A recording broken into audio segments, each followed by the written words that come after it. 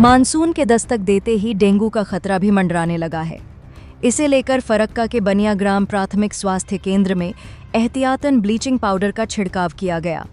स्वास्थ्य कर्मियों ने पूरे परिसर में सफाई अभियान चलाया और लोगों को जागरूक करते हुए कहा कि वे अपने घरों और आसपास के इलाकों में पानी जमा न होने दें, क्योंकि ठहरे पानी में ही डेंगू फैलाने वाले मच्छर पनपते हैं।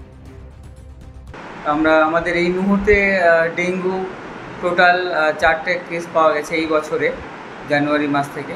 আমরা অনেকটাই ডেঙ্গু কন্ট্রোল করতে মানে সফল হয়েছি যদিও, কিন্তু আমরা এখন মানে আমাদের সচেতনতা কিন্তু অনেকটাই আছে।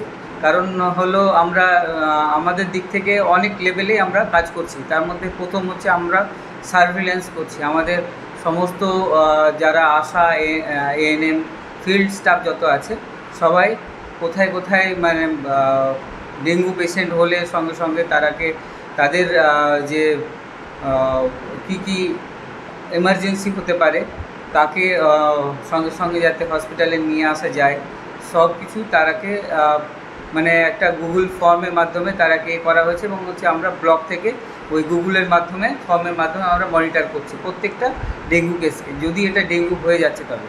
এবং তার সঙ্গে আমরা সার্ভিলেন্স করছি কোথাও যদি এরকম ক্লাস্টারিং হচ্ছে কিনা বা হতে পারে কিনা। এরকম ক্লাস্টারিং একটা জায়গায় আমরা ভেবেছিলাম, যেমন অর্জুনপুরের সিঙ্গি নদী বলে একটা ছোট মানে মৃতপ্রায় নদী আছে, সেখানে জল জমে। তো ওইখানে সিএমএইচ স্যার এন্টোমোলজিস্টকে পাঠিয়েছিলেন এবং ওখানে একটা দেখা গেছে ডেঙ্গুর যে মশার যে লার্ভা এবং ডেঙ্গু মশাকে বিশ্লেষণ করে একটা এডিস অ্যালবেক্টিকাস মশাও পাওয়া গেছে। তো সেই